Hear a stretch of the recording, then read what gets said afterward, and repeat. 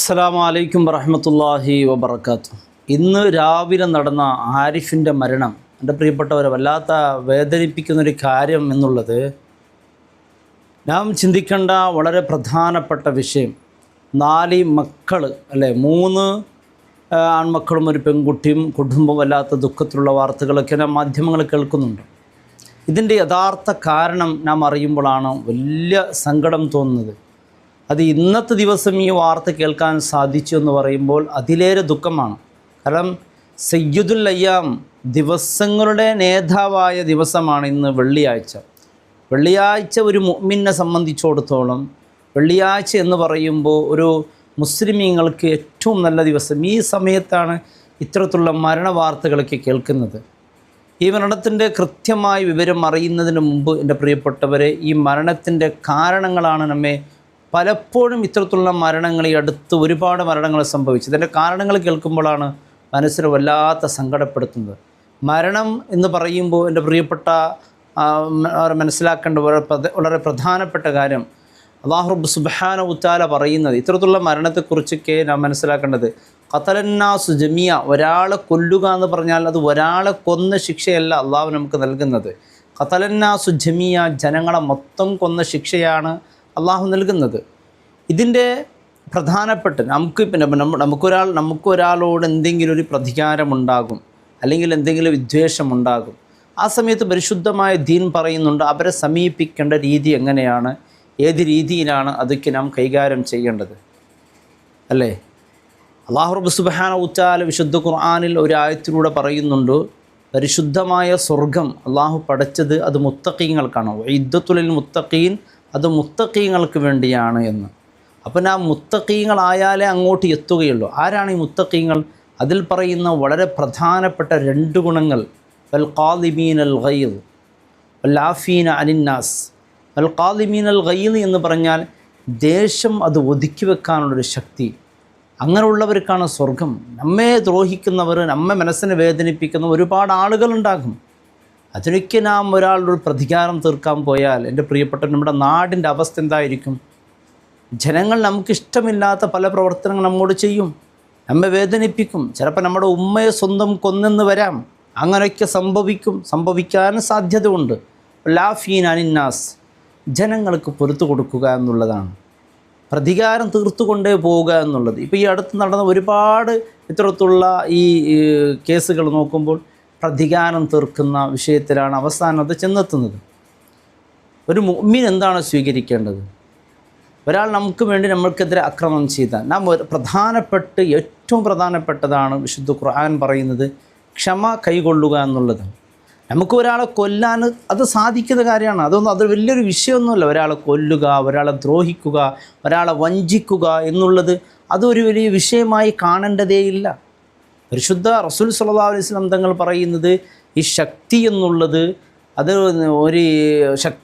യഥാർത്ഥത്തിൽ അത് ഒരാളോട് പ്രതികാരം തീർക്കുന്നതിലേ അല്ല. നമുത്തായ റസൂൽ പറയുന്നത് ലൈസ സദീദു ബിസ്സുറ ഇന്നമ ശദീദു യംലികു നഫ്സഹു ഇൻദൽ ഗളബ്.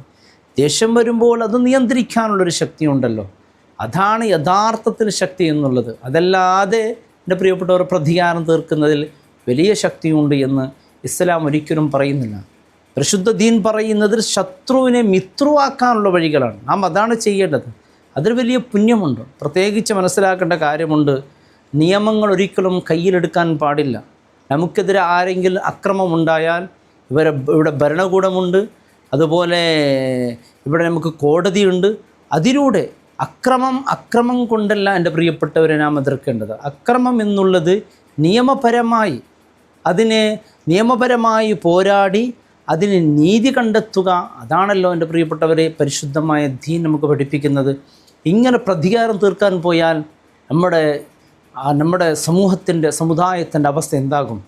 കുന്തും ഖൈറു ഉമ്മ, നിങ്ങൾ ഉത്തമ സമുദായമാണ്, ഉന്നത സമുദായമാണ്. ഇത് മുസ്ലിം ഭാഗത്ത് ഇങ്ങനെ കേൾക്കുമ്പോഴാണ് എൻ്റെ പ്രിയപ്പെട്ടവർക്ക് വലിയ സങ്കടവും വിഷമവുമാകുന്നത്.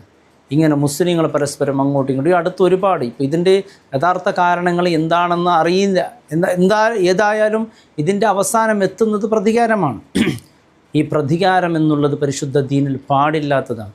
ഇവിടെ എന്ത് പ്രശ്നം വന്നങ്ങ് അത് നിയമത്തിലൂടെ പോരാടി അതിനേക്ക് വേണ്ടിയുള്ള നീതി കണ്ടെത്തുക എന്നുള്ളതാണ്. നീതി കിട്ടിയില്ല ദുനിയാവിൽ വെച്ച് കിട്ടണമെന്നില്ല കൃത്യമായ, കിട്ടിയില്ലെങ്കിൽ അള്ളാഹു തീർച്ചയായും പരലോകത്തത് നീതി, അതിൽ നാം വിശ്വസിക്കുന്നവരല്ലേ, നാം മുസ്ലിമീങ്ങളല്ലേ, അതല്ലേ അള്ളാഹുവിന് ഏറ്റവും ഇഷ്ടപ്പെട്ടത് എന്താണ്?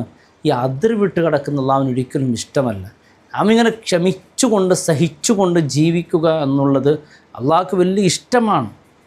ഹൃദയത്തിലെ കരകൾ നീക്കിക്കൊണ്ടുള്ള ഒരു ജീവിതം അള്ളാഹു നാളെ പരലോകത്ത് ഉന്നതമായ സ്ഥാനവും ഉന്നതമായ പദവി നൽകുമെന്നുള്ളതാണ്. അള്ളാഹു ഏറ്റവും കൂടുതൽ വലിയ പദവി നാളെ പരലോകത്ത് നൽകുന്നതായിരിക്കുന്നറിയോ? വിട്ടുവീഴ്ച ചെയ്യുന്നവർക്കാണ്. വിട്ടുവീഴ്ച ചെയ്യുന്നവരോട് അള്ളാഹ്ക്ക് വലിയ ഇഷ്ടമാണ്. നോക്കൂ, നാം എന്തെല്ലാം തെറ്റുകൾ ചെയ്തല്ലോ, നാളെ പരലോകത്ത് അള്ളാഹു നമുക്കെല്ലാം പൊരുത്തി തന്നെ നമ്മൾ സ്വർഗത്തിലേക്ക് അയച്ചാലോ നമുക്ക് എത്ര ഇഷ്ടം, എത്ര സന്തോഷമാവില്ലല്ലേ? അതുപോലെ നമ്മോട് അക്രമം ചെയ്തവർക്ക് നാം പൊരുത്തു കൊടുത്താൽ, നാം ജനങ്ങൾക്ക് പൊരുത്തു കൊടുത്താൽ അള്ളാഹു നമ്മുടേത് ഒരുപാട് പൊരുത്തു തരും. പ്രതികാരം തീർക്കുക, നാം തന്നെ നിയമം കയ്യിലെടുക്കുക, ഇതൊക്കെ പരിശുദ്ധ ദീനിന് എതിരാണ്, ഒരിക്കലും പാടില്ലാത്തതാണ്. ഇങ്ങനെ പ്രതികാരം തീർക്കാൻ പോയാൽ എന്ത് സംഭവിക്കും? ഇവിടെ എൻ്റെ പ്രിയപ്പെട്ടവർ, നമ്മുടെ സമൂഹത്തിൻ്റെ സമുദായത്തിൻ്റെ അവസ്ഥ മറ്റുള്ളവർക്ക് മാതൃകയാകേണ്ട നാം തന്നെ ഇങ്ങനെയായാൽ ഇവിടെ അരാജകത്വം ഉണ്ടാകും. ഈ അരാജകത്വം അത് വലിയ നാശമുണ്ടാക്കും. അള്ളാഹു റബ്ബ് സുബ്ഹാനഹു വ തആല കാത്തു രക്ഷിക്കട്ടെ. എൻ്റെ പ്രിയപ്പെട്ടവരെ, നാം വളരെ ഗൗരവത്തോടു കൂടി ഇത്തരത്തിലുള്ള വിഷയങ്ങൾ വരുമ്പോൾ പരിശുദ്ധ ദീൻ ഇതിനെക്കുറിച്ച് എന്ത് പറയുന്നുണ്ട്? നമുക്ക് ഇദ്ദേഹത്തിൻ്റെ 45 വയസ്സ് പറയുന്നുണ്ട്, മക്കളുണ്ട് അല്ലേ, കുടുംബമുണ്ട്. ഇനി ഇതിൻ്റെ മുമ്പ് മരണപ്പെട്ട ഒരുപാട് കേസുകളും അതിനോട് പറയുന്നു. അതിൻ്റെ പ്രതികാരമായിരിക്കാം, ഇതിൻ്റെ പ്രതികാരമായിരിക്കാം. ഇതിൻ്റെ മുമ്പ് ഇങ്ങനെ ഒരു പ്രതികാരം തീർക്കാൻ വേണ്ടി ഇങ്ങനെ ഒരു നടന്നിരുന്നു ഒരു കേസ്, അദ്ദേഹം രക്ഷപ്പെട്ടതാണ്. അന്ന് തന്നെ ഇത് നടക്കുമായിരുന്നു, പക്ഷേ ഇതിന് മുമ്പൊരു പ്ലാൻ ചെയ്തിരുന്നു. ആ പ്ലാനിൽ അദ്ദേഹം ചെറിയ ഒരു ഇതിലാണ് രക്ഷപ്പെട്ടത്, ഇല്ലെങ്കിൽ അന്ന് തന്നെ കൊന്നേനെ എന്ന രീതിയിലൊക്കെ പറയുമ്പോൾ, അവതരിപ്പിക്കുമ്പോൾ തന്നെ മുമ്പ് വലിയ ആളായിരുന്നു, അങ്ങനെയായിരുന്നു, ഈ രീതിയിലൊക്കെ എൻ്റെ പ്രിയപ്പെട്ടവരെ വീണ്ടും വീണ്ടും ഇതിനെ പെരുപ്പിച്ച് പറഞ്ഞുകൊണ്ട് മനുഷ്യ മനസ്സിൽ വിദ്വേഷമുണ്ടാക്കുന്നതിന് പകരം ഇത്തരത്തിലുള്ള ഒരു അവസ്ഥ ഉണ്ടായി അല്ലേ. ഇനിയിപ്പോൾ ഇതിന് നാം പ്രതികാരം തീർക്കലല്ല വേണ്ടത്, നാം ഒന്ന് ക്ഷമ കൈകൊള്ളുക, നിയമ പോരാട്ടം നടത്തി ഇതിനെ നീതി കണ്ടെത്തുക.